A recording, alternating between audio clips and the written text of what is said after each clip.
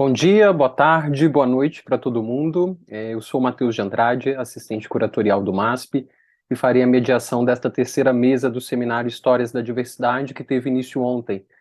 Desejo as boas-vindas aos que nos acompanham, seja ao vivo ou pela gravação, que estará disponível na página do YouTube do museu. Esse é o terceiro e último de uma série de seminários que antecipa o programa do MASP dedicado às histórias da diversidade durante todo o ano de 2024. Ele é organizado por Adriano Pedrosa, diretor artístico do MASP, André Mesquita, curador do MASP, Davi Ribeiro, assistente curatorial do MASP, e Júlia Bryan Wilson, curadora adjunta de arte moderna e contemporânea do MASP. Antes de mais nada, eu quero avisar que depois das 3 falas que teremos agora à tarde, nós vamos abrir um espaço para debate. Então, por favor, fiquem à vontade para deixar a sua pergunta ou seu comentário aqui no chat. Logo mais, também nós disponibilizaremos a lista de presença para quem quiser receber certificado de participação. Lembrando que só emitiremos para quem acompanhou o seminário ontem e acompanhará hoje também. Outro lembrete importante é que o seminário está sendo transmitido em 3 links aqui no YouTube simultaneamente. Em um deles, você ouvirá cada pessoa falando em sua língua original, e nos outros 2 você ouvirá em português ou em inglês. Bem, então, dando início ao nosso seminário, cada palestrante terá um tempo de fala de 20 minutos, e nós vamos começar com Ellen Pao, com o tema A História e os Desafios dos Direitos LGBTQ+, em Hong Kong. Ellen Pao é artista de Hong Kong, que iniciou sua carreira trabalhando nos bastidores, realizando mixagem de som e criando colagens de fotos. Mais tarde, ela começou a produzir arte com Super 8 e Vídeo 8, ao mesmo tempo em que trabalhava no campo de imagens médicas. Em 1986, Ellen foi cofundadora da Videotage, um coletivo de artistas independentes, e em 1996, do Microwave New Media Art Festival. Seu trabalho explora temas de gênero e identidade, e em 2001 ela representou Hong Kong na Bienal de Veneza. Um de seus importantes trabalhos LGBTQ, chamado Canção da Deusa, explora a vida de cantores de ópera cantonesa clássica. Ela também foi membro do júri do Hong Kong Lesbian and Gay Film Festival. Muito obrigado, Ellen, pela participação, e, por favor, fique à vontade. Thank you. Today, my title of this talk is about the history of Hong Kong LGBTQ. The title is The Evolution of LGBTQ plus rights in Hong Kong amid political shift. Today, we find ourselves embarking on an exploration of the intricate journey of LGBTQ plus rights in Hong Kong, a city where the East meets the West and modernity intermingle with traditional, and aspiration meets reality. It represents a unique backdrop against which we can trace the evolution of this right. Slide 2. In Hong Kong, the movement advocating for gay and lesbian rights follow different trajectories from the 80s. The gay rights movement primarily centered on culture, sex education, and party life, while feminist groups organize study groups on lesbianism, feminism, and social programs to help women to be independent.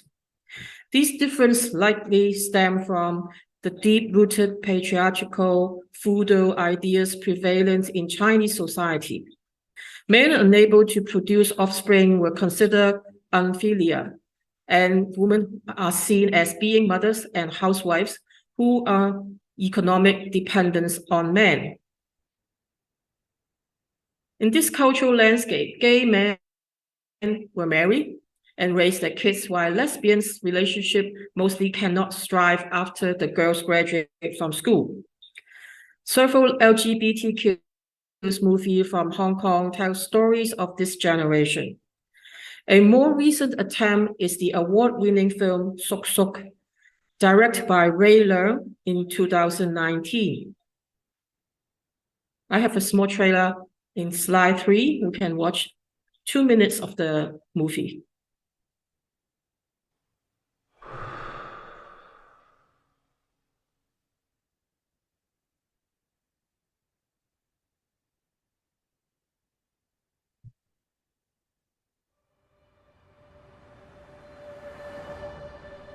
我嚟香港嗰陣時，乜都冇，兩手空空。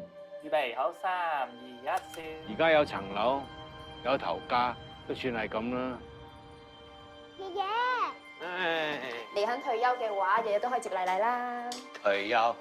唔好啩，日日望天打卦，而家咪幾好？喂，老豆啊，做咗成世仲唔夠啊？你趁住而家仲行得走得。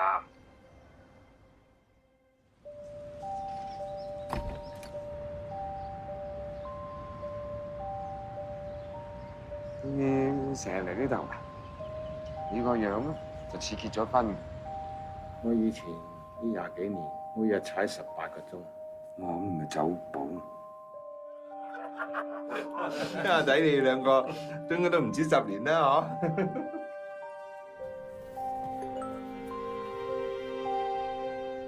做咩唔落車啊？唔捨得我啊？係喎，你呢排做狐狸精做成點啫？你點會知啫？冇可能。我個仔翻嚟啊，我唔同你傾咗，我下次再約你啊。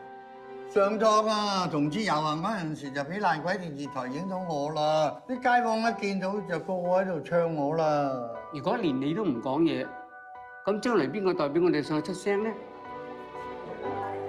為咗前途啦，而被逼結婚，做咗我哋圈中所講嘅直人，好不容易捱到晚年啦，但我哋都唔可以做翻我哋自己。我而家揀老公唔係男朋友啊，嫁咗係一世噶啦。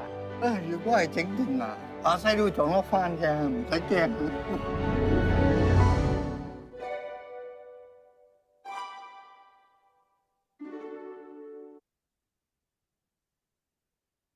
However, the landscape began to change in 1991. The Legislative Council passed a law that decriminalized sexual acts between consenting gay men. This was a significant step forward towards equality and human rights, sparked by comments from the British colony Governor Murray MacLehose in 1980s. However, it should be noted that the age of consent was set higher for gay men, which is 21 years old, than for heterosexual couples, which is 16 years old. A decision that would later face multiple legal challenges. While same-sex acts between women has never been explicitly illegal, lesbian relationships face social stigma. These laws, once common across many British colonies, are still in place in some regions today. In 1993, former legislator Anna Wu proposed an equal opportunity bill to outlaw discrimination on several grounds, including sex, disability, age, race, and sexuality. However, the bill passed in 1995. Sexuality was not included in the final legislation. The bill targeted at sexual orientation, anti-discrimination, was put to death in 1996 by an inherently flawed consultation exercise. After the handover of Hong Kong to China in 1997, the gay rights movement diversified into education and advocacy events, while the battlefield in the legislation continued in a different societal landscape. The turn of the millennium. Slide 5. The turn of the millennium marked a surge in organized LGBT plus activism. The inaugural Pride Parade in 2002 signified a shift from invisibility to visibility and silence to voice. The event official website claimed that the number of participants nearly doubled in 2012 than that of 2011. Its organizer, Chen, in 2012 said that Hong Kong is the only city in China open for gay pride parades. And each year, there are 1/3 of the parade participants being mainlanders from China. Slide 6. And it also attracts criticism from mainland. This opinion from South China Morning Post headlined, China's LGBTQ community doesn't need Western gay pride. For LGBT people in China, sexuality is part, not all, of who they are as their family role and national identity take precedence. What they want most is love and acceptance, not pride parades. Slide 7. The Hong Kong Bill of Rights Ordinance was utilized to challenge discrimination regarding the age of consent. In 2005, the High Court ruled that laws prohibiting men under 21 from engaging in sexual acts with each other were unconstitutional. The decision was in response to William Roy Leung filing of a judicial review challenging the criminal ordinance, which has prohibited sex between men if one or both were aged under 21, but allow heterosexual and lesbian couples to have sex at the age of 16 and above. In 2013, the Court of Final Appeal ruled in favor of a transgender woman identified as W, granting transgender people the right to marry. This ruling pushed Hong Kong to redefine its legal definition of sex and result in the establishment of an interdepartmental working group on gender recognition to oversee legal and administrative changes. The case also became a legal reference for later judicial review that have challenged the institution of marriage. Despite progress, hurdles remain.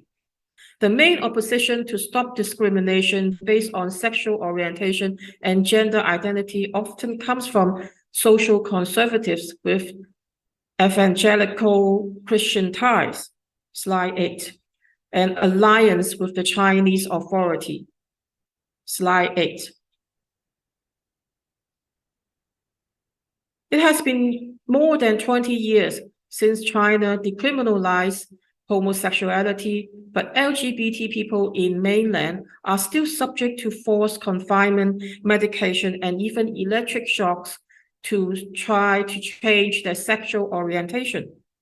Despite being widely discredited and condemned as harmful by numerous medical and psychological organizations worldwide, there are no laws in Hong Kong that specifically ban conversion therapy. This practice continues, underscoring the persistent social and legal hurdles the LGBTQ+ community faces. In 2016, the Equal Opportunity Commission, slide 9, made a proposal to the administration. Next slide. This was in response to a survey conducted the same year, which found that 55.7% of people in Hong Kong were opposed to discrimination on the grounds of sexual orientation and gender identity. The head of the commission urged the government to enact anti-discrimination legislation based on sexual orientation and gender identity. However, this proposal was unsuccessful. In 2018, the highest court of law ruled in favor of a lesbian woman, known in the case as QT, after the judicial review against the Immigration Department's decision to deny her dependent visa. QT and her partner, referred to as SS in court documents, had entered into a civic partnership in Britain shortly before SS secured employment in Hong Kong, prompting the move to the city in 2011. The landmark ruling confirmed that the status of marriage and civil union partnership for same-sex couples would be recognized in Hong Kong for the specific purpose of a dependent visa. However, the decision did not alter the city's definition of marriage as a union between a man and a woman. Notably, the case also set a precedence that any government discrimination favoring heterosexual couples over same-sex ones without legitimate reasons was unlawful. Next slide. And more court cases bring the movement forward. In 2019, civil servants, same-sex spouse win rights to benefits, decriminalization of sexual act between men, court uphold traditional definition of marriage, Ricky Ju Mankin, who took over the helm of the Equal Opportunity Commission in April 2019, said the new approach to tackle discrimination against sexual minorities and same-sex marriage would involve inserting protections into existing laws, rather than advocating for one overarching legislation as in the past. Progress in transgender rights and recognition of same-sex couple. In February this year, the Court of Final Appeal ruled against the precondition of sexual reassignment surgery for changing the sex list on a person identification card, a monumental win for the transgender community. Last month, September 5th. Next slide. The Court of Final Appeal instructed the government to establish a legal framework for recognizing same-sex partnership. The court, however, ruled against recognizing same-sex marriage after finding the basic law, which is the mini constitution of Hong Kong under one country, two systems. They found they specifically favor opposite sex union. Next slide. At the end of 2020, the Sun Pride Foundation hosts Mythmakers Spectral Synthesis 3, the first major LGBTQ art exhibition in Hong Kong at Dai Kwun, a center for heritage and art. The exhibition was meant to coincide with Hong Kong's hosting of the Gay Games, Sports and Culture event. But despite this being delayed, it has gone ahead. Next slide.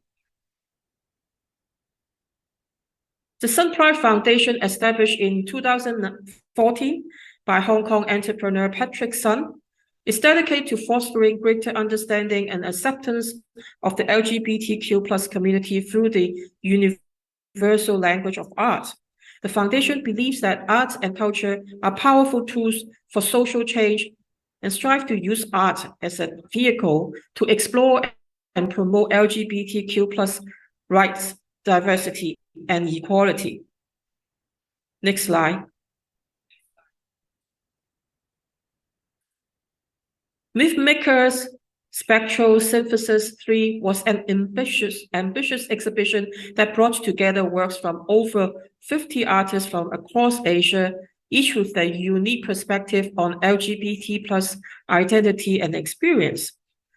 The exhibition featured a diverse range of artistic mediums, including painting, sculpture, photography, video, and performance art. Next slide. Despite its success, hosting Mythmakers Spectral Synthesis 3 was not without challenges. Given the increasingly conservative political climate in Hong Kong following the implementation of the national security law, there were tightening of censorship and fears that the exhibition may upset the Chinese government. An artwork was removed from the show.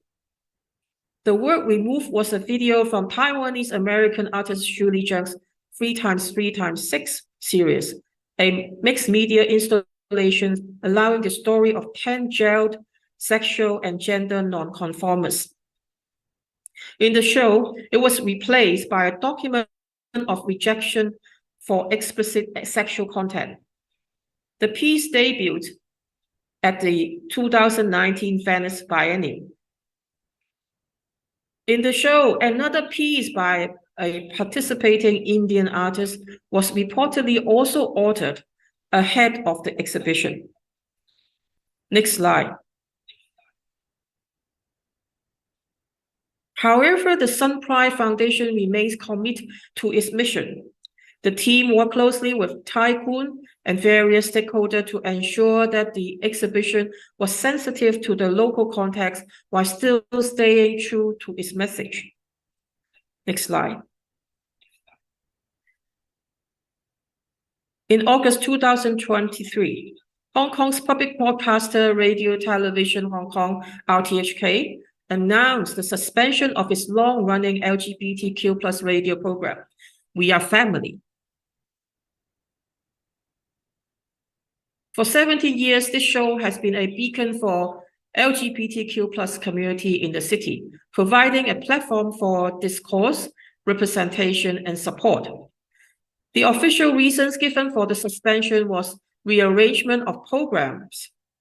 However, many critics and LGBTQ+ advocates have interpreted this as a politically motivated move, influenced by the enactment of the national security law in 2020. The cancellation of We Are Family was not entirely unexpected. Since the impulsions of the national security law, the media landscape in Hong Kong has become increasingly tense and constrained. Several news outlets has been closed down, and journalists has faced increasingly pressure to align the contents with national policy. RTHK, as a public broadcaster, is obligated to adhere to these national policies.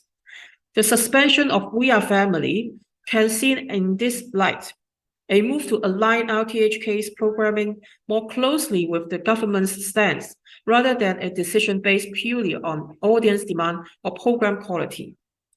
Despite the broader political climate, the cancellation of We Are Family has been seen as a significant setback for the LGBTQ+ community in Hong Kong. For many years, the show has been a rare mainstream platform for the community, for their voice and issues in the city. The show's suspension leaves a void and is unlikely to be filled by other mainstream media outlets. This lack of representation can have serious implications for the visibility and acceptance of the LGBTQ+ community in Hong Kong, potentially contributing to increased stigma and discrimination. Next slide. In the face of the censorship and societal uncertainty, the work of cultural producers like filmmakers Ray Leung, broadcaster Leung Xiaofai, a multimedia artist Anson Mack becomes even more significant. They play a vital role in preserving the rich history and narratives of marginalized communities, including the LGBTQ+ community in Hong Kong. Anson Mack is a seasoned filmmaker, and she finally gotten the support from LGBTQ activists and have recently announced her latest project, a documentary focusing on the history of the LGBTQ+ community. I believe that art and culture are powerful tools for social change. Hong Kong society generally accept the LGBTQ+, and we are fighting to preserve the good values, human rights, and propel us forward. Next slide. The journey towards LGBTQ+ equality in Hong Kong is ongoing on the legal court. Each progressive ruling and recognition marks an important step forward for Hong Kong. Taiwan landmark decision to legalize same-sex marriage, a first in Asia, served as a beacon of hope and potential pathway for greater inclusivity and equality across Chinese societies. Thank you for your listening.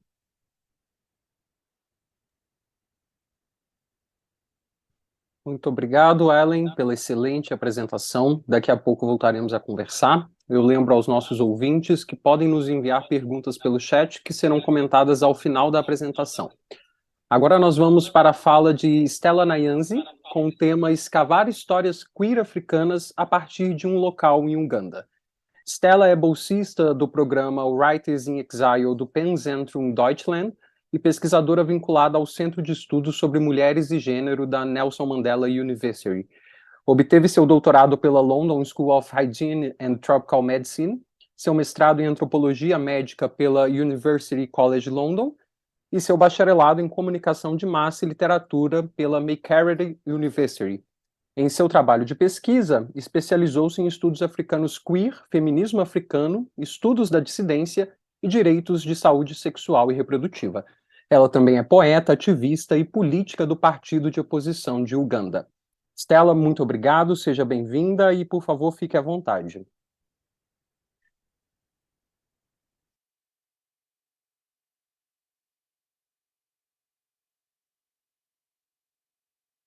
Acho que o seu microfone...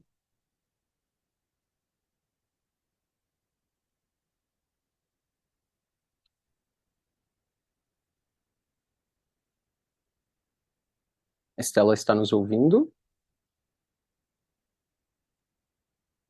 Okay, so I'll share Okay. again. Can you hear me now? And can you see my slides? Thank you. So thank you very much. My name is Stella Nyanzi. As I've been introduced, I want to thank very much the organizers for inviting me and for creating this opportunity to talk about art in a museum and queerness. I will talk about excavating, digging up, pulling out African queer histories from a Ugandan location. And I want to say that in terms of Africa and the knowledge that's been produced about our continent, the dominant discourses that are available in academic scholarship, in creative artistic productions, often depict Africa as a dark, exotic, mysterious, unknowable, impenetrable continent. Often the people are presented as backward, underdeveloped, undeveloped. We are full of diseases, ignorance, hunger, civil war. We lack human rights. We don't have infrastructure. We don't know human rights. And our leaders are militant, autocratic despots who are corrupt and steal from the people. And so the images around Africa and the knowledge that is produced about Africa, particularly from the global north or from the south outside Africa, tends to be of a very mysterious place without much light. I want to say that against this dominant background is also a paucity, very little information coming out about queer African people, LGBTIQ. Yesterday we heard about a local name from South Africa and the local African cultures that involve queerness, non-conforming identity identities or same-sex sexualities, non-heteronormative sexualities are often presented as being un-African, as if queerness cannot be African. And a lot of the existing, although still small body of work tends to be produced by outsiders, white people, brown people coming from the global north into Africa. Very rarely is the work produced on queer people from African queer people. The other sort of knowledge that is produced has been produced by mainly cisgender heterosexual allies and scholars such as myself, who do not share the same same-sex sexualities or non-gender conforming identities. And so I want to talk about excavating African queer histories from a very specific location in Uganda, my home country, which adds a layer of criminalization on top of the invisibilization, the negative stereotypes and depictions of Africa, the representation of the un-Africanness of homosexuality or same-sex desire and same-sex loving people and non-gender conforming identities, is the question from Uganda around criminalization of homosexualities. And as many people may know, in 2023, this year, not long ago, not last year, not last decade or a century before, my country, Uganda, recriminalized homosexuality by introducing the anti-homosexuality bill, which was passed into an act of parliament by our members of parliament and signed by our president. A lot of the hype around this law has been because it reintroduces the death penalty for people who are convicted of aggravated homosexuality. It also introduces the life sentence for anybody convicted of homosexuality. And it has multi-levels of crimes that are proposed and penalties thereof, ranging from a few years in prison to monetary fines to closures of premises and denial of permits and licenses. I want to say that much less attention has been given to what has been called the promotion of homosexuality, a section within this new law, Section 11 on promotion of homosexuality. And this is important when we talk about knowledge production. What does it mean to talk about working with queer knowledge, producing queer knowledge in a context like Uganda, where one might get up to 20 years in prison just for producing knowledge, where one might also have to pay monetary fines, have a license suspended for 10 years, or in fact, the license might be canceled.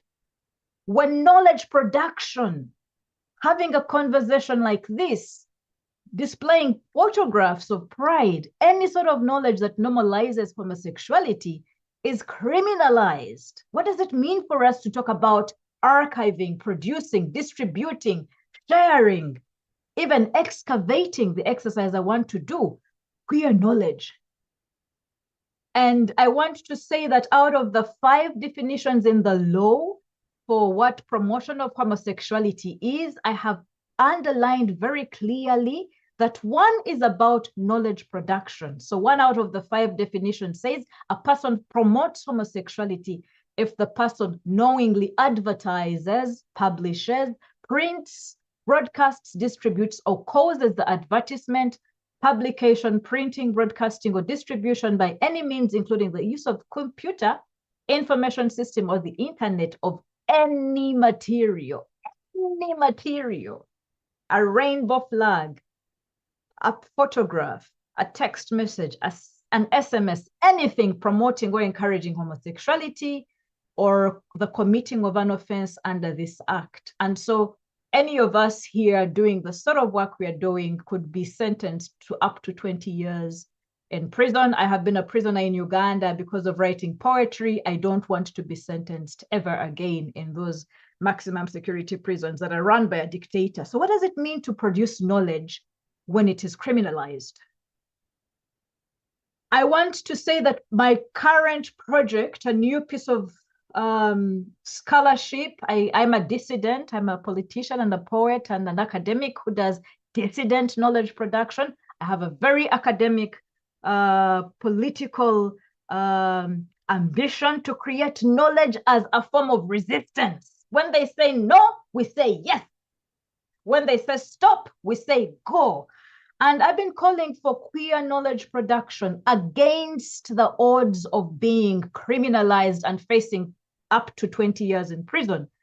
In a recent paper I published, I talked about academic freedom for queer African scholars in Uganda becoming a daily practice of conscious resistance, when knowledge is not just about producing knowledge because of its beauty, because of extending science, because of, you know, highlighting an issue and setting an agenda, and it becomes resistance against homophobic legislation. It is important that people are strategic in our refusal for state-led homophobic silencing. And so the kind of knowledge I'm calling for is one that is already criminalized, and the work we do as knowledge producers is going to be done within a context of real fear. We're afraid. In that paper, I was talking much more about academic freedom for queer Africans, and I was calling for multidisciplinary scholarship. And I didn't really look at art. A year earlier, I had called for methods of queering queer Africa, and I'd called for innovation and creativity and multidisciplinarity. And I had called for a combination of both scholarship and social activism, and focusing on the real lived lives, lived realities of local queer Africans in Uganda. Now, in that work, I hadn't really thought about the role that art and creativity can play in this resistance, creating queer knowledge as a form of dissident resistance, subversive knowledge creation. And so I want to turn at different forms of art and creativity, in addition to scholarship, whether it's history or biology, STEM, science, technology, economics, or mathematics, or social activism in the streets, online, etc., to see how we can corroborate these different genres of knowledge to form a queer dissident knowledge production machinery located in Uganda, about Ugandans, for Ugandans. And then I want to dare the homophobic state to come and arrest us and sue us. And then we shall see if our science and our art are sound, if our activism is solid, what the charges will be, who will prosecute us, and what will be done to fight for our freedom, because that's a necessary form of public litigation. So moving on, I want to say that therefore, in terms of thinking about creating art as a form of resistance and dissident knowledge production, I turn to the work of somebody called Zanele Muholi, who is a South African artist who gave us the conceptualization of going beyond visual art to visual activism. And very quickly, hopefully I can turn to Zetu's YouTube, Zanele's YouTube, and show it. I'm a visual activist. Because we deal with photographs, it's maybe easier to say you're a visual artist. So this to respect all parties concerned, I prefer to be a visual activist, because most of the issues that I try to deal with in my work, they deal with human rights, and human rights being, believing in the importance of self-representation, the importance of like owning your voice, the importance of speaking out wherever there's a need, the importance of saying to whoever that might not have access to spaces to say, let's hop along, let's come along. So I had a choice to come to Philadelphia and just work on my own and be comfortable. But then I suggested, when I was invited to come on residency here, that I may like to work with the locals, because they have something to say, and also to see how one maneuver the space with the people who might not have access to different spaces. Yeah. So visual activism is basically dealing with an agenda, a political agenda, and using visuals as means of articulation. Right. So that was Zanele Muholi. I will quickly turn back to my presentation. Movie dates. Immer dienstags. Right. Zanele Muholi has told us that basically visual activism is producing art with an agenda, a political agenda, and using visuals as a means of articulation. I want to build this idea of visual activism by working with photographs, a queer archive that is already existent in Uganda.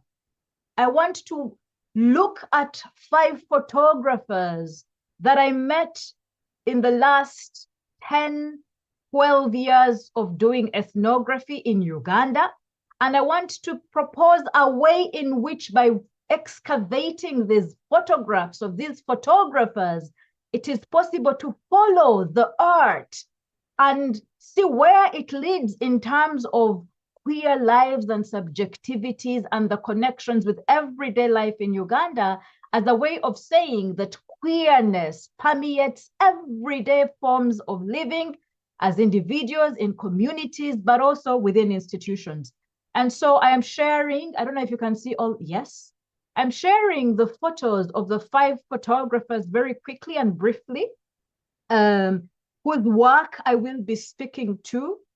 And I was wondering, who are these photographers and what is their relationship as insiders or outsiders to the topic of being queer in Uganda? How can these people have obtained the photographs that they were able to obtain? We've got people whose names are all foreign to Ugandanness. So who are these people? How close are they to the theme they are photographing? Denver is an American, one is a Frenchman, a Japanese, Spanish Mexican, a Ugandan. They're from all the continents of the world. We even have Latin America. Most of them are working as photographers as their main form of income generation, although many of them are also photojournalists or writers or educators and teachers, and some include activism in their work. In terms of accessing these photographs, they have exhibited and archived them in different spaces. For example, Frederick Noy, the Frenchman, has a lot of photographs that have won awards regionally in Europe, in France, but also in East Africa. He's also sent a lot of photographs that include all themes from queerness to environmental degradation to politics in Uganda to women's rights in Uganda and also Kazakhstan and Rwanda. And so he's an interesting character because he posits and positions queer photography within the broader canvas of what he does. I met KG at Pride, where I was the Grand Marshal, and he took my photo in perhaps 2014. And then I later met him in Japan, where he was talking about the photographs that he had made a book. He also has exhibitions, and his journey follows gay lives, gay men's lives from New York to Uganda and Nairobi, and then to Tokyo. And so there are different sorts of archives, but I want, because of time, to just focus on one specific one. In terms of the proximity, many are outsiders to the geography and culture of the people, but in terms of the stories they tell about themselves as they're introducing their photographs, some identify as transgender, non-gendered, queer, heterosexual ally, or gay man. And so I want to turn now to the work of David, the first photographer that I showed from America, who was at Beach Pride, Uganda, the first inaugural Pride event we had in Uganda. He took a couple of photos. He sent 12 of these photos to a competition within an art award. And as he was nominated to be one of the winners, and the 12 pictures were put together with 12 narratives of LGBTIQ people, some of them coming out for the first time and telling their story. And these were published on The Advocate magazine's website. And that was 2012. In 2013, they were published. And then in 2014, the first Anti-Homosexuality Act was signed in Uganda. 2 days after this act was signed, a newspaper, a tabloid, used one of the photographs that David Denver had in a very salacious public outing where they claim that homosexual people were talking about how they became homos. The names of people were then put into another issue of the same red paper tabloid.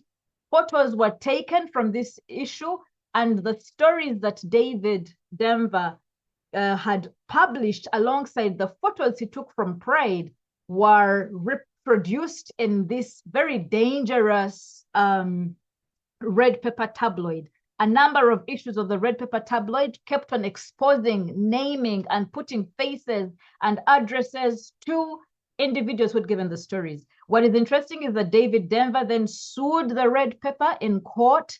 And this, for me, rose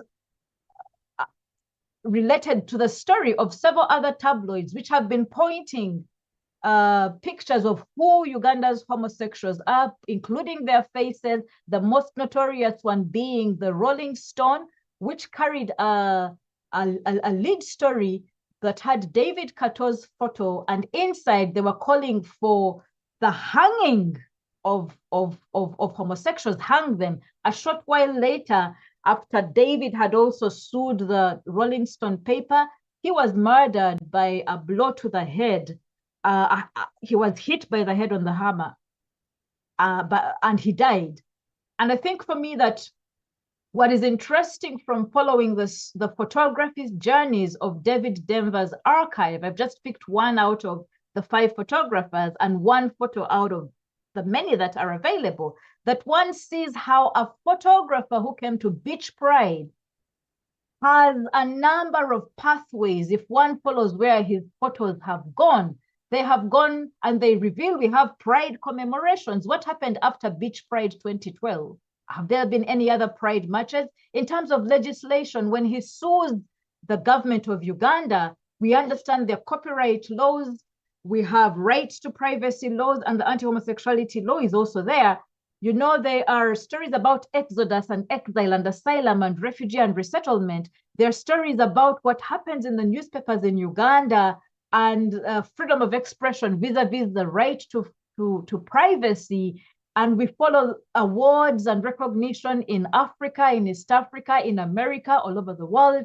And so what I'm trying to say is that by following the photographs from the archive, one can go into all sorts of pathways leading all over the Ugandan society.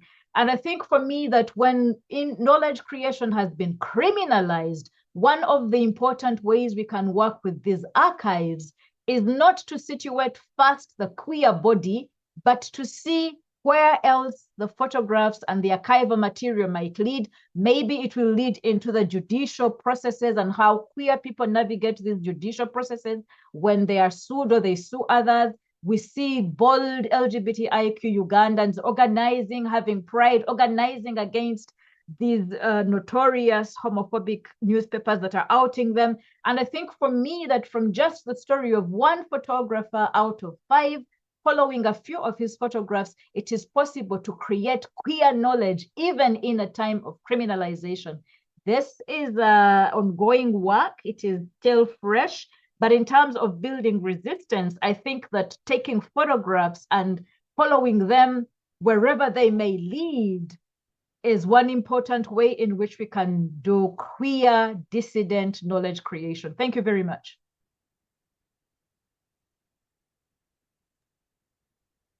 Muito obrigado, Stella Nyanzi. Foi muito bom poder te ouvir. Já já a gente volta a conversar. Bem, ainda estamos recebendo questões pelo chat, que serão discutidas logo após a próxima fala, que abordará o tema Qual o lugar das memórias LGBTQIA+, na sociedade brasileira.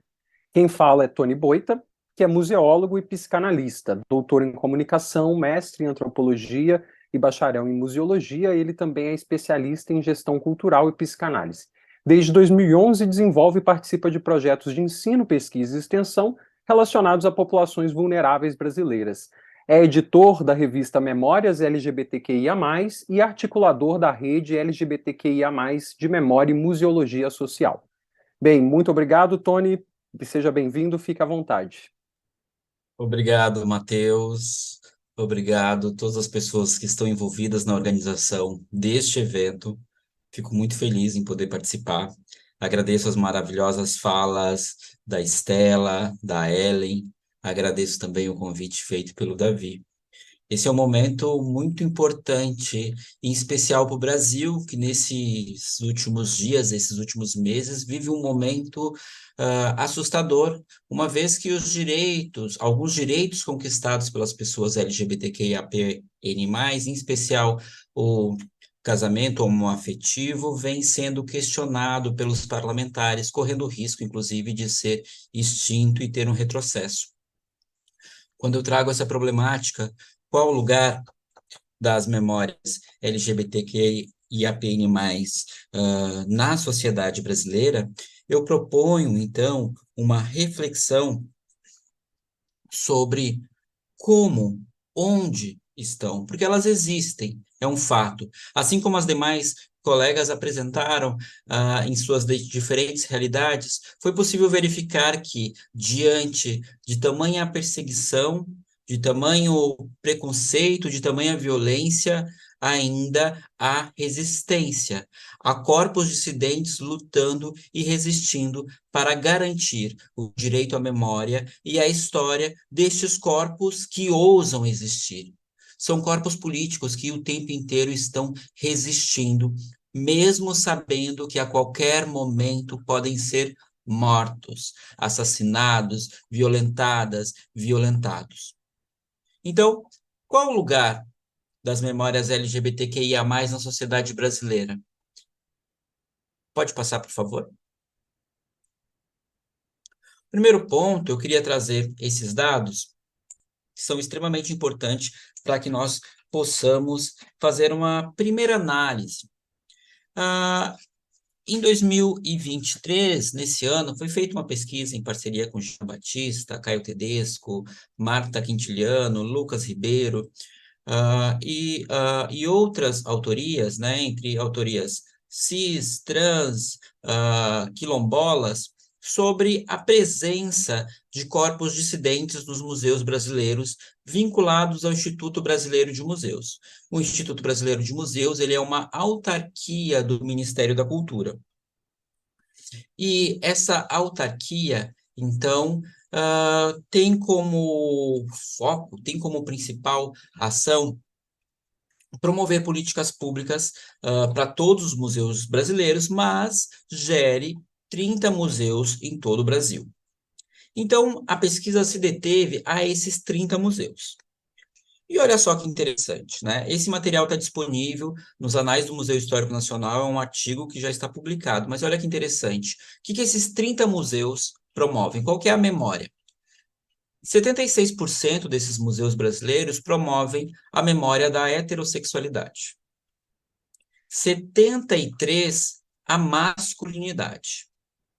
63% a branquitude. 83% promovem a memória da elite. E 97% são voltados para a cisgerenidade. Ou seja, nós estamos falando que os museus vinculados ao Instituto Brasileiro de Museus, os museus vinculados a essa autarquia, esses 30 museus, são majoritariamente voltados para preservar a memória da heterossexualidade, branca, da elite cisgênera brasileira.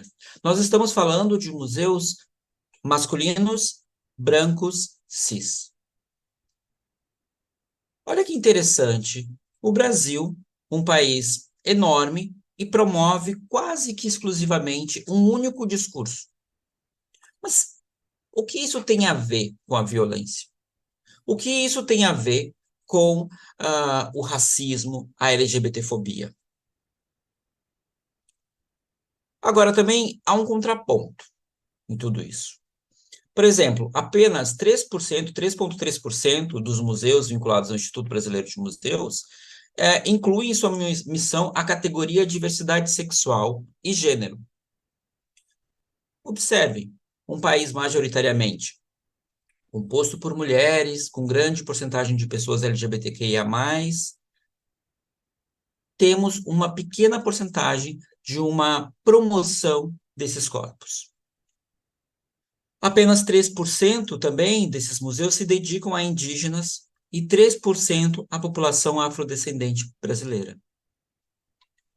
Dentre essas 30 unidades museológicas, não há relação decolonial com nenhuma nomeação, missão, exposição de longa duração ou musealização dos espaços com quilombolas, ribeirinhos, ciganos, judeus, interseccionados, bem como a outras classes que não a elite, ou seja, não existem museus vinculados ao Instituto Brasileiro de Museus dedicados a pobres, favelados, faveladas, periféricas, periféricos.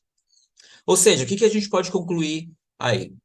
Que a matriz predominante na autarquia, né, nesse Instituto Brasileiro de Museus, é cis, heterossexual, máscula, branca e elitista. Isso é chocante, porque nós estamos falando de um país que, apesar de leis muito avançadas para pessoas LGBTQIA+, nós temos uma exclusão e um processo de invisibilização dentro desses espaços de memória. E agora há pouco eu perguntei, o que isso tinha a ver com a violência? Pode passar, por favor? Bom, segundo uma pesquisa, né, que foi lançada agora em 11 de maio de 2003, que é o Observatório de Mortes e Violência contra Pessoas LGBTIA+, no Brasil, se calcula, né, e esses dados são mínimos, não, porque como não há uma política pública de mapeamento, de identificação dessas mortes, dessas violências, então nós temos aí algumas ONGs, jornais, imprensa fazendo cálculos e buscando esses números. Então, para vocês terem uma ideia, só em 2022 foram assassinadas 159 pessoas trans e travestis, né? Mulheres trans e travestis. Estamos falando, então, e reafirmando que o Brasil é um dos países que mais mata mulheres trans e travestis do mundo. Nós tivemos 96 mortes de pessoas gays, 8 mortes de homens trans e pessoas transmasculinas, nós tivemos 8 mortes de mulheres lésbicas, 1 morte de pessoas não binárias e outros segmentos. Agora, olha que interessante a idade dessas pessoas. Nós estamos falando que 33% dessas mortes, ou seja, 91 mortes, são entre 20 e 29 anos. A juventude LGBTQIA+, está sendo morta nesse país. E os museus, ao se silenciar, eles também são responsáveis por isso. Mas como assim? Ora, se você está promovendo uma memória hegemônica, heteronormativa, branca, você está corroborando com a morte. Até porque todos esses números, se nós formos analisar a cor dessas pessoas, em sua maioria são pessoas pretas, negras. Porque o Brasil, as pessoas LGBTQIA+, que mais sofrem violência, têm cor também. Agora, o que mais pode surpreender, e talvez vai surpreender as nossas colegas, a Estela e a Ellen, que as 2 causas mais frequentes dessa mortalidade toda foram arma de fogo, com 74 pessoas mortas, e esfaqueamento, e 15 mortes, né, por espancamento, 48 mortes por esfaqueamento. E agora, pessoal, o que é mais chocante? Em pleno 2022, 10 pessoas foram mortas por apedrejamento. Pedras. Estamos falando que, em pleno 2022, no Brasil, um país onde possui uma legislação para pessoas LGBTQIA+, uma das melhores legislações para pessoas LGBTQIA+, no mundo, 10 pessoas morreram apedrejadas. E aí nós temos estrangulamento, ou seja, todas essas mortes acompanham um ritual, que é um ritual violento, um ritual de perseguição, de tortura, muitas vezes acompanhado de estupro corretivo. No Brasil, as mortes das pessoas LGBTQIA+, são acompanhadas com resquícios de tortura. Pode passar, por favor? Mas é importante lembrar que a homo-lesbo-bi-transfobia no Brasil é crime, e desde 2019, o Supremo Tribunal Federal decidiu a criminalização da homofobia e da transfobia. Na prática, ainda, corpos dissidentes continuam sendo apedrejados, espancados, assassinados, e, muitas vezes, quando vão a público ou vão à polícia fazer as suas denúncias, recebem mais uma ameaça. Até porque, infelizmente, há vários casos e registros de pessoas LGBTQIA+, que foram a esses espaços de memória registrarem as suas violências, registrar que seus corpos foram violentados e foram totalmente ignorados. Pode passar. Mesmo assim, com toda essa violência que foi narrada, e com todo esse processo de invisibilização dos espaços de memória que ainda insistem em ignorar esses corpos dissidentes, nós temos uma série de ações no Brasil que fogem dos museus convencionais, que optaram em ignorar a presença dos nossos corpos. Então, nós temos, em 2012, a criação da Rede LGBT de Memória e Museologia Social. Nós temos a revista Memórias LGBT, criada em 2013. Nós temos o Seminário Museus, Memória e Museologia LGBT+, que tem edições anuais. E nós fazemos um esforço muito grande, junto com outras parcerias e com uma série de outras pessoas, para realizar pesquisas, né? E enquanto várias pessoas fazem pesquisas focadas, né, na morte, na perseguição, nós trabalhamos, então, de como que os museus estão vendo essas mortes. E eu já arrisco a falar algo para vocês. Os museus ignoram essas mortes. E muitas vezes eles apoiam essas mortes. Os museus são responsáveis pelas violências dos nossos corpos nesse país. É óbvio que tantos outros lutam constantemente para superar isso. Mas se nós estamos falando em um país que possui mais de 3.000 museus, quantos museus vocês conhecem que desenvolvem ações voltadas para as pessoas LGBTQIA+, no Brasil? Nós temos hoje 41 indicadores, 41 espaços de memória, como este museu que está sediando esse evento, que promovem ações voltadas para as pessoas LGBTQIA+. E não só promove ações, como uma exposição, uma ação, mas garante também a empregabilidade desses corpos, que no Brasil são corpos que muitas vezes são excluídos do mercado de trabalho, em especial se você for uma pessoa com traços mais efeminados, por exemplo. Então, nós temos uma série de museus comunitários, uma série de museus convencionais, né? Mas que totalizam aí 41 instituições de mais de 3.000 museus. Então, nós estamos falando de um número mínimo de ações. Na verdade, 41 indicadores não é nem o número de mortes de pessoas trans e travestis que ocorreram em 2022. Então, nós estamos falando de um número muito pequeno. E nós precisamos potencializar essas ações. Pode passar, por gentileza? Então, esses indicadores, né? Esse é um trabalho de uma cartografia que eu realizei na pesquisa de mestrado, que tentou trazer aí uma série de ações realizadas no mundo todo voltadas para as pessoas LGBTQIA+, né? E no Brasil nós identificamos ações voltadas em todas as regiões do país, com os mais diversos exemplos, ações comunitárias, ações coletivas, ações colaborativas em museus convencionais, em museus comunitários, em museus de território. Uma série dessas ações desenvolvidas que vêm de forma pontual e muito ligada a comunidades, a esses grupos, essas ações para promover a memória, a história, a cidadania e os direitos fundamentais a esses corpos e a esses grupos. Pode passar, por gentileza. E aí nós temos alguns exemplos que valem a pena se registrar. O primeiro é o Museu da Diversidade Sexual, que está sediado em São Paulo, e o Museu da Diversidade Sexual, ele é um dos primeiros museus institucionalizados no Brasil e também da América Latina. Nós temos ali um registro na década de 90 do Museu da Sexualidade, criado pelo Grupo Gay da Bahia. Nós tivemos uma série de outras ações, mas o museu registrado com o rito da burocracia brasileira para a criação de um museu, o Museu da Diversidade Sexual tem como a sua missão exclusivamente promover as memórias e histórias da comunidade LGBTQIA+ brasileira, né? Acompanha uma série de outras ações, como o Museu Travesti, em Lima, no Peru, museus ali na Argentina, no Uruguai, e uma série de outros países na América Latina. É óbvio que a América Latina tem uma característica da criação muito mais de arquivos, do que de museus. Mas este é um grande exemplo que nós podemos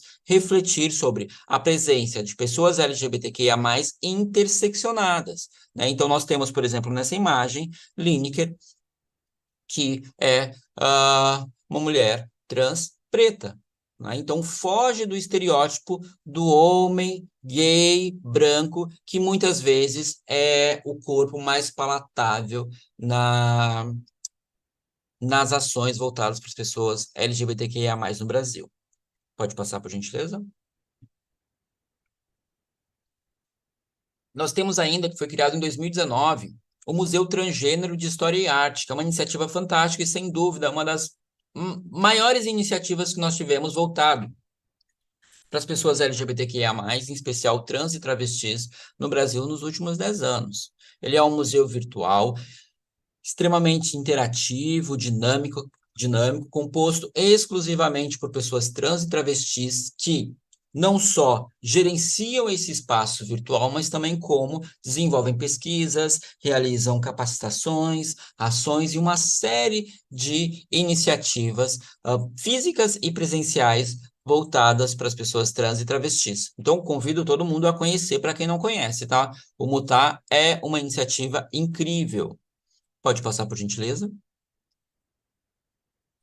Nós temos ainda uma outra iniciativa comunitária em Vitória, no Espírito Santo, que é o Ponto de Memória Aquém das Indacas, que tem como foco realizar ações voltadas para as pessoas LGBTQIA+, e uma delas são ações de memória. Então, essa equipe do Ponto de Memória Aquém das Indacas realizam ações voltadas para rodas de memória, ou seja, entrevistas com pessoas LGBTQIA+, idosas, desenvolvem ações voltadas para a empregabilidade para essas pessoas. Na pandemia, foi responsável por, na pandemia de Covid-19, a distribuição de alimentos para pessoas LGBTQIA+, em situação de rua e vulnerabilidade social, distribuíram toneladas de alimento, ou seja, iniciativas de memória podem ultrapassar as paredes dos museus, até porque os nossos corpos não estão exclusivamente dentro desses espaços. Então, os nossos corpos, os nossos indivíduos, nossos pares, irmãs, irmãos, estamos nas ruas, muitas vezes, precisando de apoio. E os museus têm esse papel fundamental, porque os museus estão, muitas vezes, nos mesmos espaços que essas pessoas frequentam.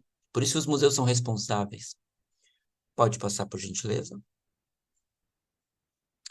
E o Instituto Brasileiro de Museus, que eu falei lá no início, lembra? Esse ano desenvolveu, então, a Primavera de Museus com o tema Memórias de Democracia para Pessoas LGBTs, Indígenas e Quilombolas, ou seja, uma semana de ações, de estímulo a ações nos museus brasileiros que potencializem ações voltadas para as pessoas LGBTs, indígenas e quilombolas no Brasil.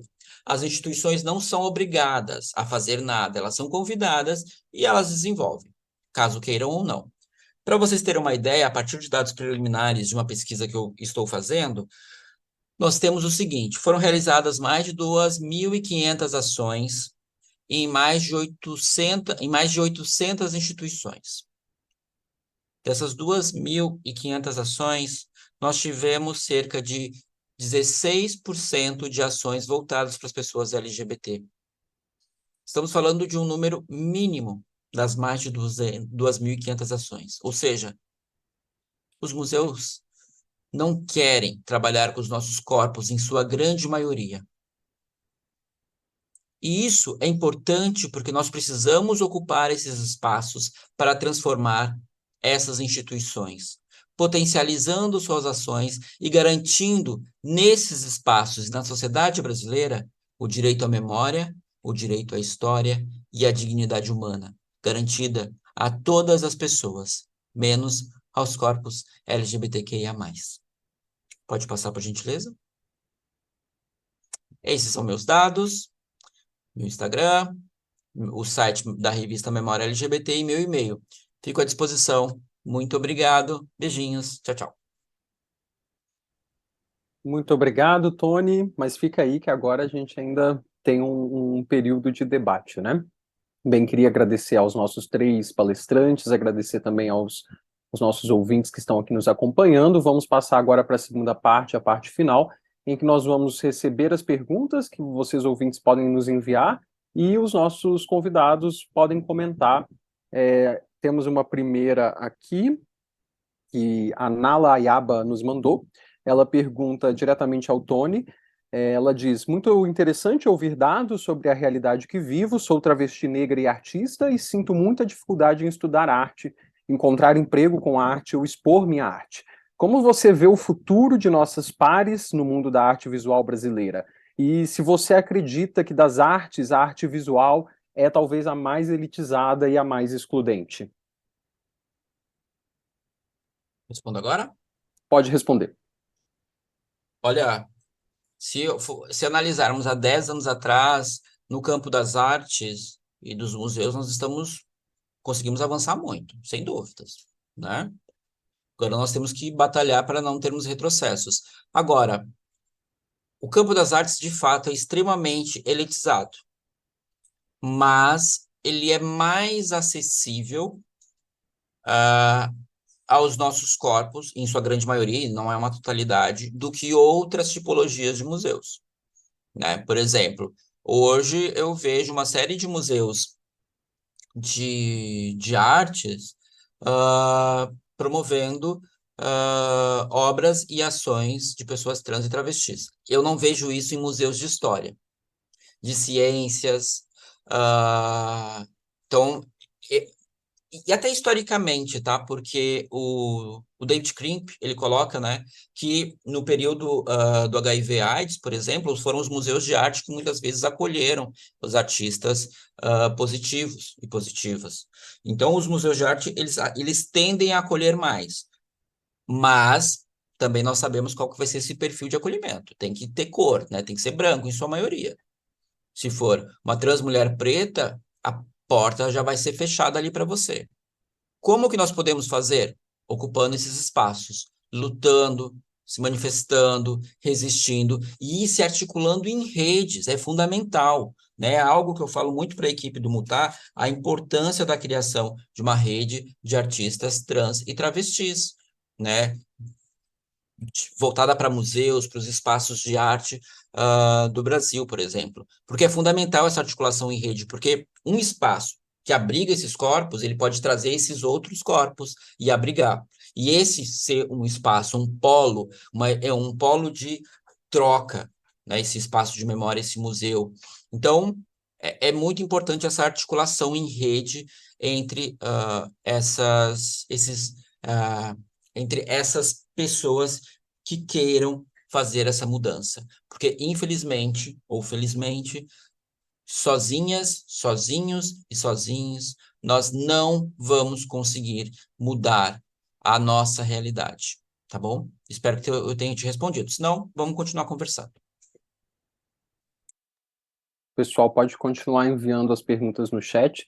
É interessante isso que você estava falando, Tony, sobre pensar, né, que os museus de arte acabam abrigando mais esses espaços de resistência, né, em comparação a outros. Acho que isso também entra um pouco naquilo que a própria Stella estava falando sobre ativismo visual, né, e, enfim, acho que isso traz uma questão que também nos mandaram aqui,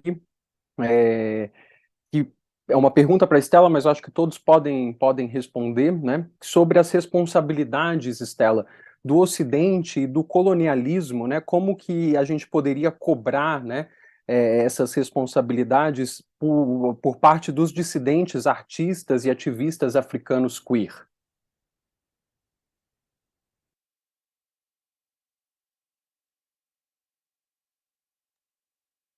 Right, so wonderful question. I think that the first problem around Africa and coloniality is that our colonial histories are not uniform.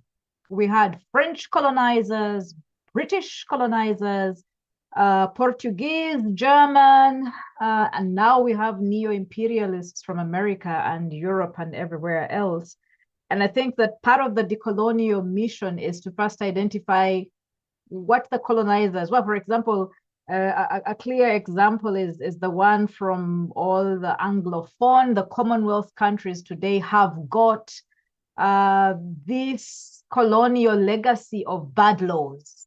Yeah, the anti-buggery, anti-sodomy laws began in Victorian times with the British Queen, and then they travel I think first to India, Australia, come into Africa via Nigeria, and then they land in my country. And so the laws that we have are not new laws. We inherited them during colonialism. In terms of, therefore, how we speak to the Western world, I think that the colonial history and the colonial legacy demands that we first speak to the colonizers and what they did to our different countries in terms of their colonial legacy. In Uganda, it was the British. And yet, as we saw in Ellen's wonderful historical presentation of the law, Britain, the UK decriminalized homosexuality way back, decades ago. And yet we still have a replica of their law going on. However, the French had an assimilation process and policy in their colonial encounter with the Francophone countries. And so one thing I want to say first is to specifically look at different Western empire representatives and understand what colonial historical legacies they left us. The British left us a bad law. The French left assimilation, and their countries are more open, although they're more open and more protective of queer rights, although they may have a very much dependency process. And so former French colonies have got art, funds that come directly from Paris, going into the African countries. In Uganda, there isn't. In Uganda, and actually in many British Commonwealth countries, former British colonies, there's no funding for art by the former colonizer. And so in terms of protection, there's also provision. I would first of all say, can the pre-colonizer, former colonizers work with our governments to establish better laws? Can they put some pressure around legal reform? In other countries, we have seen decriminalization happening. In Uganda, we decriminalized in 2014. And now in 2023, we are recriminalizing, and the silence of a lot of the Western countries is unacceptable for those of us who are anti-imperialist and anti-colonial. And so we're asking for pressure just around the law, because the foreign dominant countries also give a lot of aid to our governments. And so the aid could come with conditionalities around funding, defunding, and funding, because that external pressure is important, especially around protecting rights.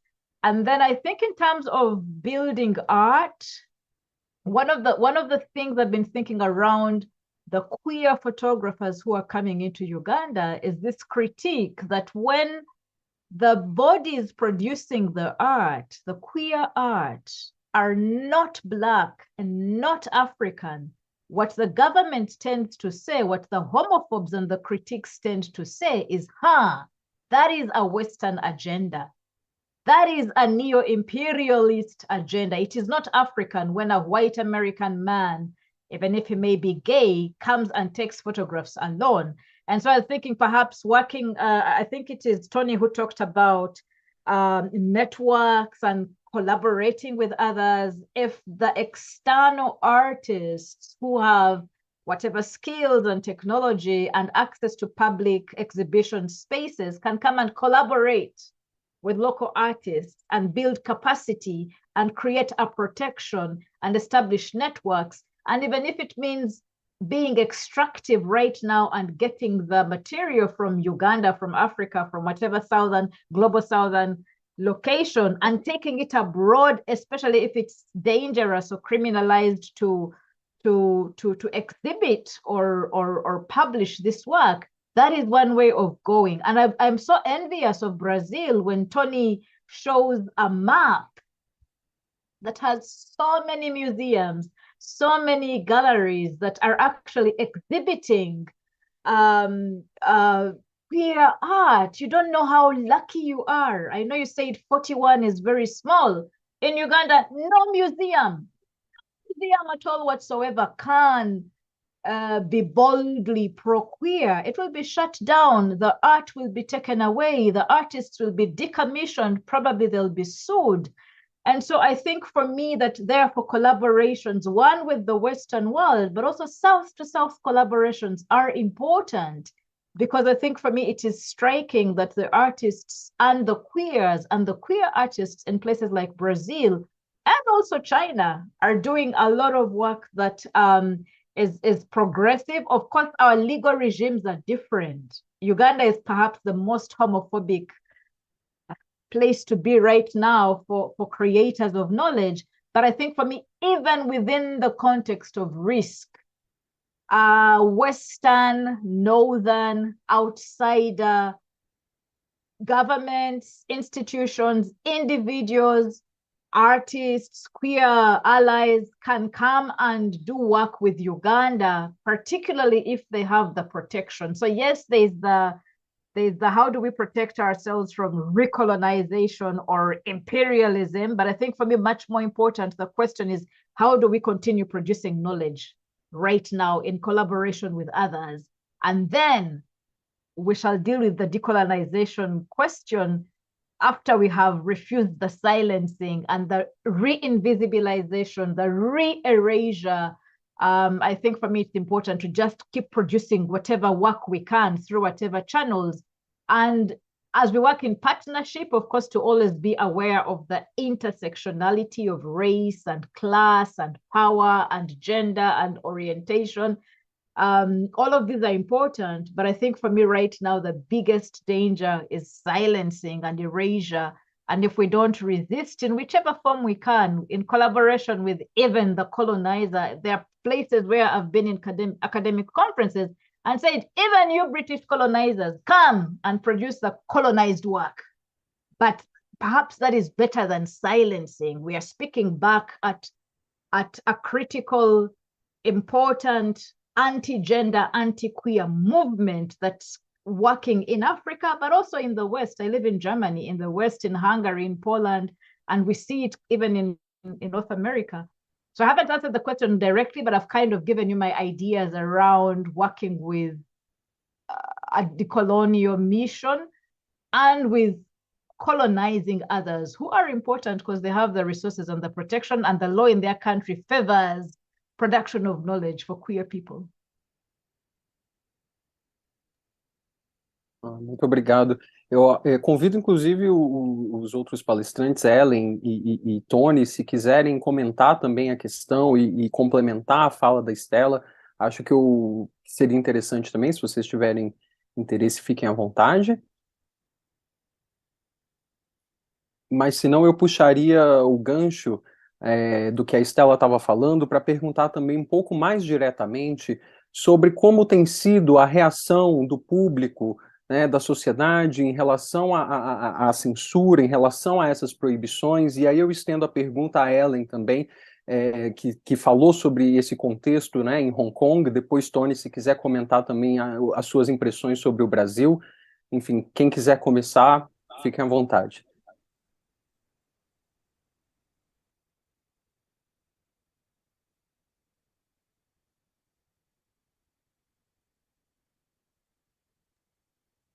I think in Hong Kong, the censorships has been going on in different sectors, not only in the LGBTQ, but as I have pointed out, that since Hong Kong being handed over to China in 1997, there is we can see the difference between the LGBT culture in Hong Kong and the activists in mainland are quite different, because in Hong Kong, actually, we are more privileged, because still we have the tradition from British that we are embracing human rights and the all the values that the Western civilization has been, passed down to Hong Kong culture. That human rights and individual, minority, like LGBTQ's rights, have to be protected. And still a lot of, more than 30 years after the handover, still a lot of Hong Kong people believe in this. And so after the 2019, the massive protests in Hong Kong, and the violence in the streets against the government to set up the extraditional law in Hong Kong, and there is violence confrontation between the police and the protester. So that's why in 2020 the national security law was implemented in Hong Kong, and that is quite an frightening law, because it was not clearly stated what is the what act would violate the national security, because it's so broad and so abstract, and even a very minor or unrelated act can be, if the act arouse like negative feelings in Chinese authority, then maybe you are not, can be sued for, can be arrested for the national security law. It's very vague what they are expecting. The red line is not clear, and even if it's clear today, it can change tomorrow. So there is no so we are not very clear how to to voice out our rights or demand, and also so self-censorship actually, after the national security law, we have seen a lot of censorship in like the experimental film festival, for example, where young artists are producing film, and the censorship sometimes would take away maybe a few dozens of movies.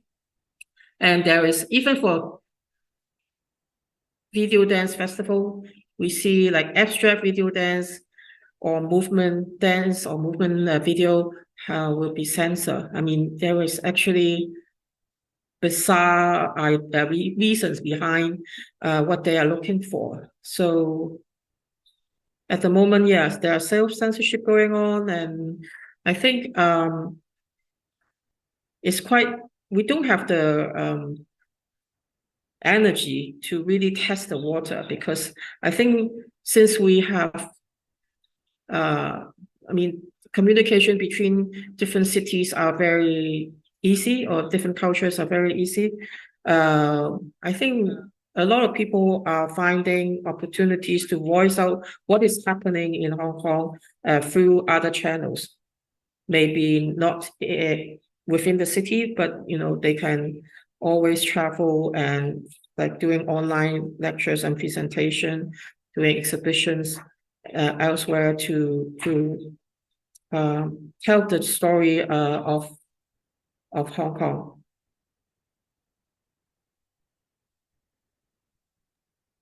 De novo, a questão das redes, né, de conseguir movimentar tudo isso, né?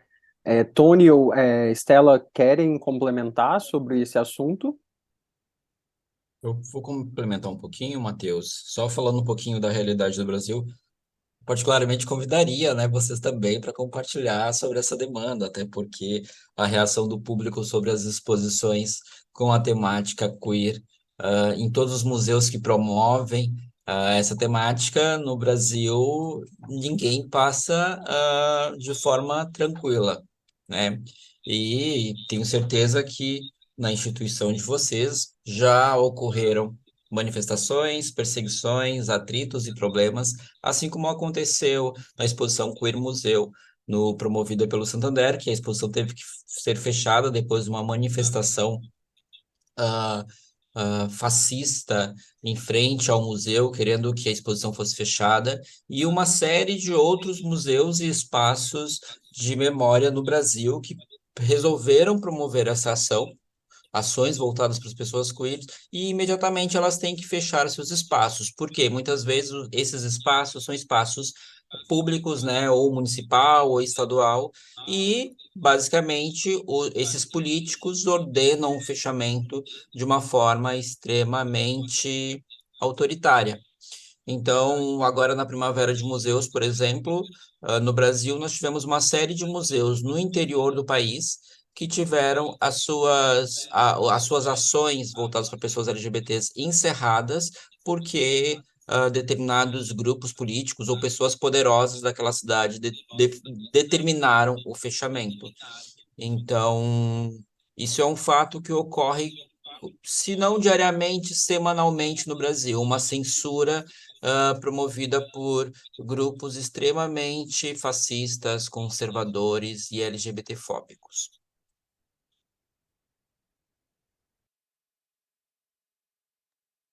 Bem,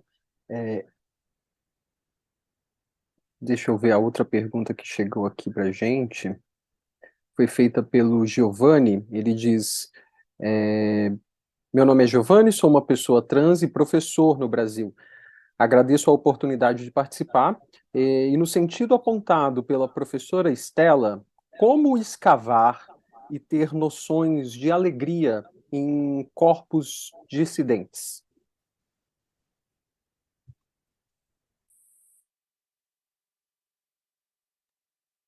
Right. Wonderful question, Giovanni. I think for me that especially in difficult times of criminalization and demonization and alienation, that one of the ways I have seen art work is by this very resistance that says, we are joyful. We congregate in times of sorrow and we make merry. And some of the times I have seen this has been in gatherings around death.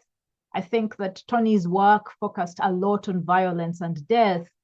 And some of the most beautiful, endearing work that humanizes queer people and queer gatherings that I think has not been cut and shared beyond the safe spaces of queerness in places like Uganda is this abundance of joy, even amidst terrible, situations, rejection by family, going to court and all of that. There's a joy. And I think for me that some of the photographs in the archives I have looked at are amazingly powerful.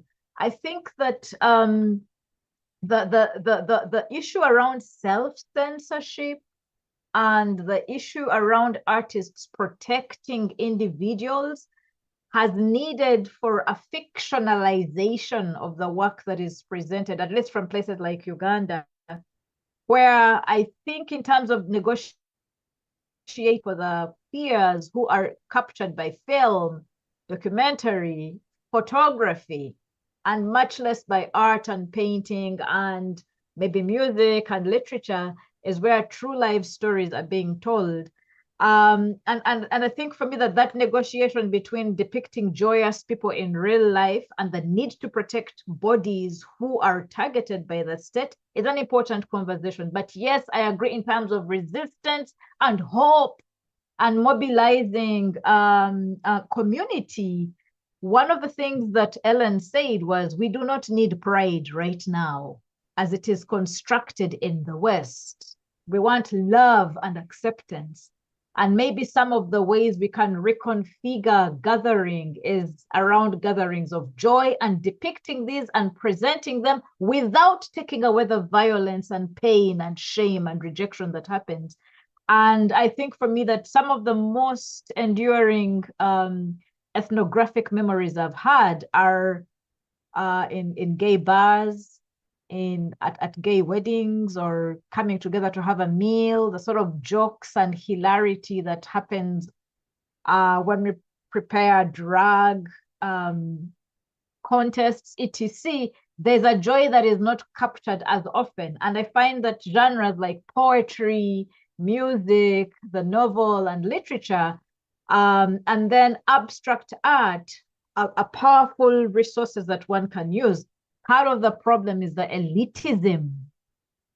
In Uganda, art, fine art, the arts, high culture art are very elitist, and the gatekeeping to enter the discipline, to enter the industry is very, very high.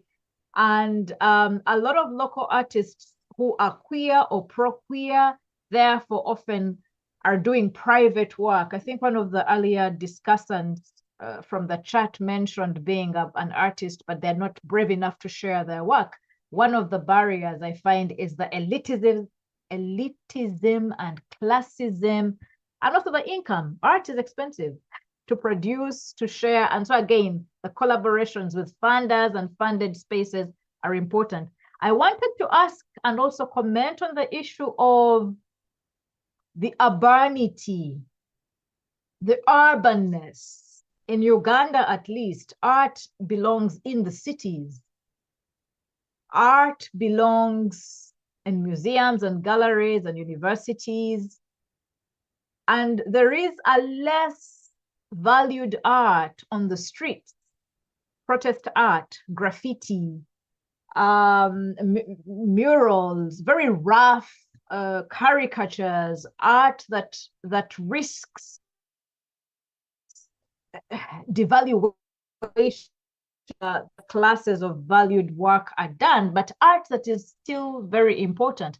What I haven't seen a lot around queer art projects and representations is rural spaces. The village, I think just now Tony talked about small towns. What about the village, the rural area? Because I find that sometimes the most organic sorts of expressions and representations are happening with rural artists who don't even begin to enter the index.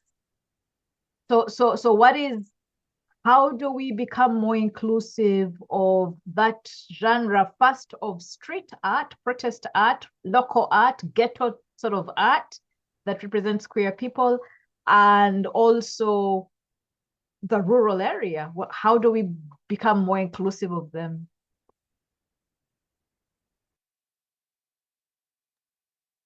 Tony, por favor, se quiser comentar. Eu estou bem satisfeito com a resposta da nossa colega. É. Okay. Ellen, se você também quiser complementar, e vocês também quiserem fazer perguntas uns aos outros, enfim, fiquem à vontade. Eu acho que essa questão da arte rural, né, de como isso se manifesta, né, enfim, no Brasil, eu acho que a gente consegue até ver, às vezes, mais na música, em alguns outros aspectos, né. Não sei em Hong Kong como é essa diferenciação, Ellen, da questão da urbanidade que a Estela levantou.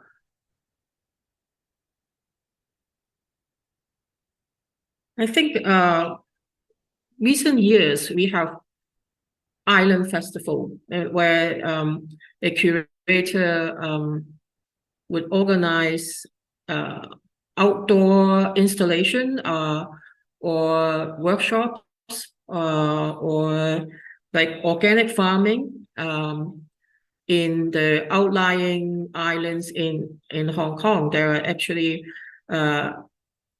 quite a lot of outlying islands.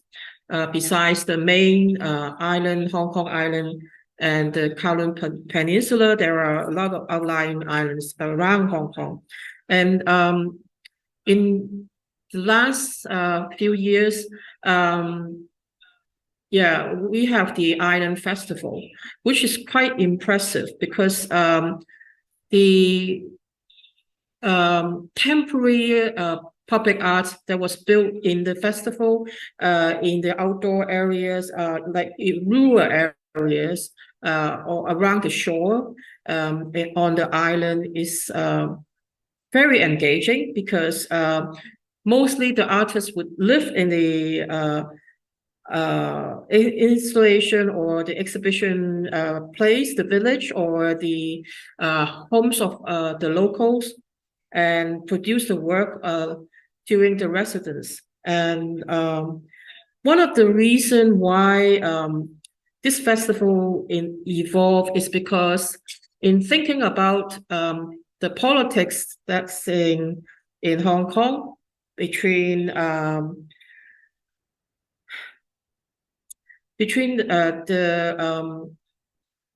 new, I mean, between China and Hong Kong, there is quite a lot of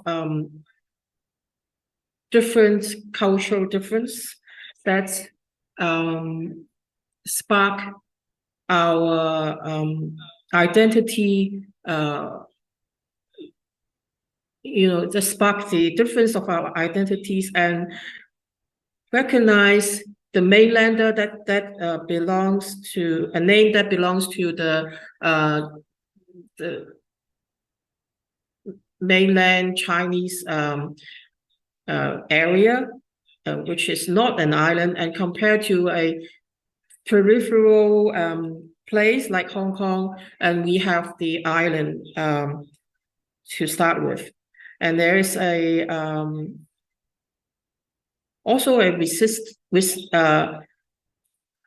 figure from the make up a fake folklore about Lo Ting, which is also coming from the island. There's and now a lot of young artists or subculture art groups, they would use Lo Ting, this fake figures, creatures that has the half body fish, the upper half body as fish, and the lower half walking human leg. And so these fake creatures symbolize the uniqueness of a Hong Kong culture, that we are living beside water, and our ancestor belongs to the sea, and this I would say like kind of a fairy tale becomes this creature becomes a symbol for our resistance to be autonomous and independent. And as I have said in previously, that the human rights condition in Hong Kong has become worsened in the last years, and even Lo Ting, these fake creatures are not one of the targets that the censorship has been going on. And yeah, so I think yeah, the rural area is one of the geography that also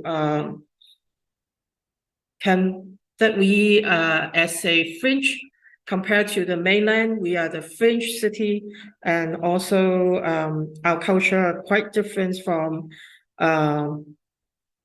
the mainland, and so we are using the rural areas and also the islands to express our uniqueness and also our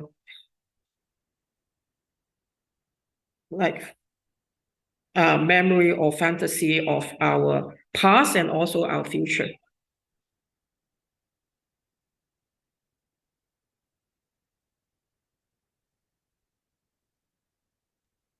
Muito bem. A gente já está indo para os momentos finais, né? Faltam 15 minutos. Tem uma outra questão também que eu acho que seria interessante de comentar, e aí eu faço essa questão para vocês três, que é um pouco sobre questões religiosas, como um pensamento conservador tem se atrelado a grupos religiosos como, por exemplo, os neopentecostais, que no Brasil são bastante expressivos, né, e vem crescendo ano após ano, e uma parcela grande desses grupos religiosos tem empreendido cada vez mais também perseguições às pautas LGBTQIA+, né, e tem conseguido adentrar espaços de poder, né? Então acho que seria interessante cada um comentar a respeito do contexto em que vive, né? Como essas práticas religiosas, como essas questões estão acontecendo.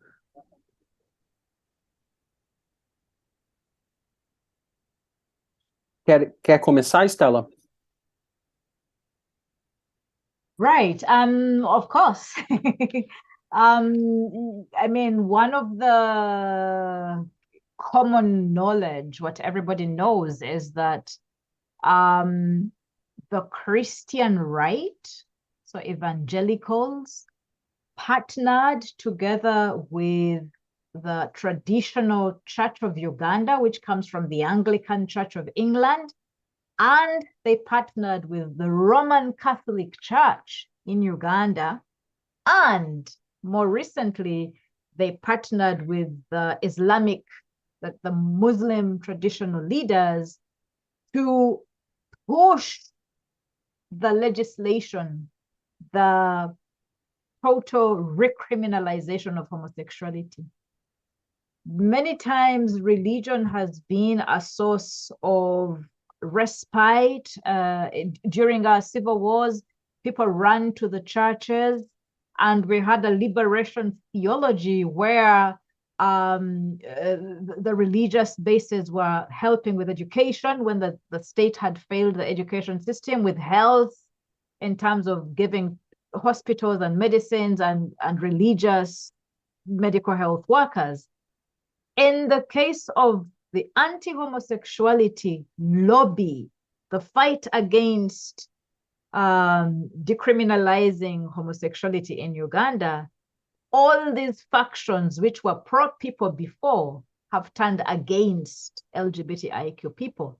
The dehumanization, the debasing, the demonization. I think one of the things that Ellen talked about was the conversion therapy, the psychiatric treatments, the deliverance and exorcism that is doing a lot of damage to especially younger LGBTIQ people of faith. It's prevalent in Uganda.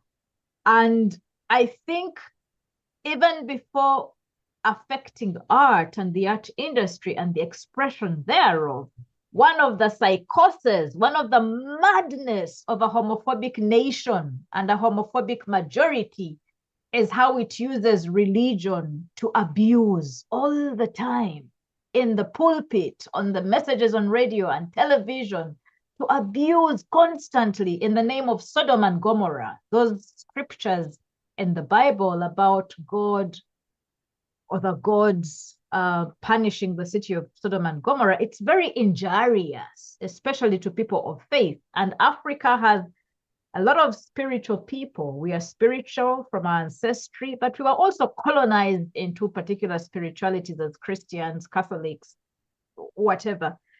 So the role of religion is very difficult to divorce from homophobia. Having said that, I want to say that the last 10 years, because we first had the criminalization of homosexuality in 2009, 2014, and then we had a break of about 9 years, and now we are recriminalizing, that we have seen the rising up of pro-queer affirming churches which are opening their doors to alternative interpretations of the Sodom and Gomorrah accusations, churches where sometimes it's queer religious leaders, queer clerics, queer pastors, or pro-queer pastors open up their doors to minister healing and to change the narrative. Part of the problem with having religion and the state infused, as happens in Uganda, is that many of these leaders, especially when they come out in the public, many of these religious leaders are then excommunicated. We had an archbishop from the Church of Uganda who was very active in the organizing against the anti-homosexuality bill of 2009 and the law. He was excommunicated from the church. And we also have Roman Catholic priests who are named for offering, healing services where they're teaching God loves you, God created you as you are. Don't listen to that message about a punitive God. They too have been in the tabloids, and some of them have been not necessarily excommunicated, but they are suspended from working as ministers.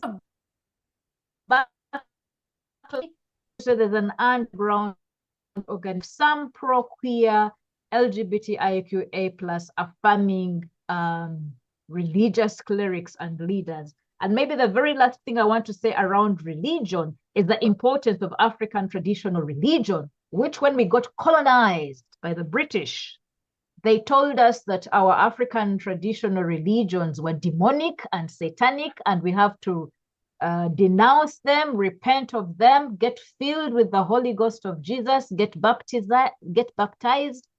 And this rejection of African traditional religion came hand in hand with civilization. So we were taken to Western type education, and to get a university degree or a qualification, often one had to undergo a lot of engineering to denounce the African traditional religion. But within African traditional religion and spirituality is an embrace, especially of transgender, gender non-conforming, third gender persons, because we believe that our traditional ancestors can possess a person, and if they're of a different gender, then the ancestor who's possessing a person could desire someone of the same gender as that person. And so a lot of shamans and priests and spirit mediums are actually intersex or trans or third gender persons. And in African traditional religion, this is accepted. They are venerated. We recognize them, and they're not associated to mental illness as biomedical religions and psychiatry relates these things of being possessed with the spirit too. So I just wanted to say that African traditional religion puts a spin on the issue of the homophobia that's generated by religious institutions, but also that within the broader religious movements, there are small departures we are seeing of LGBTI affirming faith, but generally, much more broadly, it's the homophobia that comes from one-track interpretation of Old Testament scripture as well as New Testament scripture. And religion can be dangerous, but I think we can also use it to reaffirm queer people and queer lives.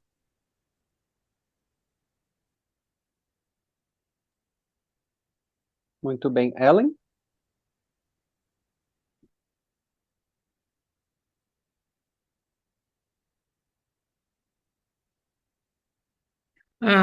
In Hong Kong, the religion is quite dominantly like Catholic and Christian. Two of the chief executive in Hong Kong are Catholic, and actually three, I think, yeah. So they have quite vocal in saying that they are not they personally are not supportive to gay games. We are organizing, Hong Kong is organizing gay games this month, actually. And but when they are preparing for the games and they asked for help, support from the government, the chief executive, the chief leader in Hong Kong would say something that because of their religion, they may not be able to like support. I mean, of course, they are representing the government, and so you can see that it's very hard for the gay games to organize themselves on their own, and but that is the case in Hong Kong because the government really is not trying to be helpful, and so actually this year the gay games, even though we have the we are the organizer, but we have to shift half of the events, half of the games to Mexico because we can't find proper venues to have the games, to have the competition. And of course, because of the COVID, also there is restriction to tourists. And there is a lot of other factors that affect why we have to share the games with another city in Mexico.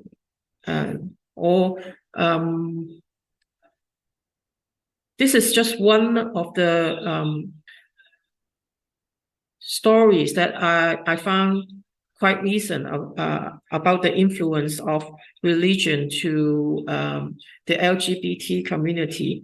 But of course, during the protests, I think in the 2019, the protests, there is also two quite different religion people dealing with the protests, and I think quite opposite take in looking at democracy and freedom, and that sort of ideas that is not really related in the religion, but yeah. So I think if we talk about the story of human rights movement, religion do come in as a very important factor in affecting the movement.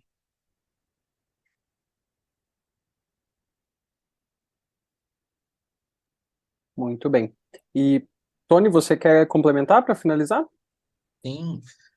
Bom, se percebe como a religião, né, em especial alguns tipos, né, de vertentes religiosas, vem perseguindo os corpos LGBTQIA+, em diversas partes do mundo. E é óbvio que no Brasil não seria diferente. Talvez a grande diferença é que a religião neopentecostal, conservadora, protestante, ela está hoje não só mais nas ruas, mas ela está na polícia, ela está na política, ela está em cargos públicos. Então, muitas vezes, mesmo o Brasil sendo um estado laico, os direitos LGBTQIA+, acabam deixando de existir porque chega na mão dessas pessoas e essas pessoas elas simplesmente ignoram. Nós estamos falando de a presidência anterior, por exemplo, era uma presidência da República composta por pessoas com viés religioso. E não foi à toa que nesse período uma série de corpos dissidentes, pessoas LGBTQIA+, mulheres, pessoas negras, todos esses corpos eram diretamente punidos e alvo de violência sem nenhuma responsabilidade para aquelas pessoas que perseguiam e violentavam esses indivíduos. Então, a religião, infelizmente, ainda e não só ainda, mas há um grande crescimento no Brasil. Então, se hoje está sendo rediscutido uma união homoafetiva, é justamente por uma questão de religião, que está no Congresso, uma vez que grande parte dos parlamentares brasileiros se elegem com um voto religioso. né? Nós também não podemos esquecer que quem hoje, cada vez mais, quem decide as eleições no Brasil é a religião. Nós também não podemos esquecer que no Brasil há uma peculiaridade, talvez, e aí para Ellen e para Estela é uma grande, que é a milícia religiosa, que são narcotraficantes de Deus. Ou seja, são pessoas que perseguem pessoas LGBTQIA+, em nome de Deus, e por outro lado também são narcotraficantes. Então, hoje, o Brasil possui essas diversas frentes religiosas, até porque a religião no Brasil, ela está aí, disponível, e vem dominando cada vez mais. É isso. Muito obrigado. Eu gostaria de agradecer a todos os nossos participantes, os nossos ouvintes. Obrigado, Tony Boita. Obrigado, Ellen Paul. Obrigado, Stella Nianzi. Foi ótimo poder ouvir vocês. Lembro a todos que esse seminário vai ficar gravado e disponível na página do YouTube do museu, né, do MASP. E para finalizar, eu gostaria de convidar a todos que estiverem em São Paulo no dia 20 de outubro. Nós vamos abrir a exposição coletiva Histórias Indígenas, que é o tema, né, do ano de 2023 no MASP. E no dia 21 será realizado um seminário presencial com os curadores da mostra. Estão todos convidados, acompanhem a gente pelo Instagram e pelo nosso site, que vocês ficam por dentro de toda a programação. Muito obrigado, bom dia, boa tarde, boa noite a todos. Até mais.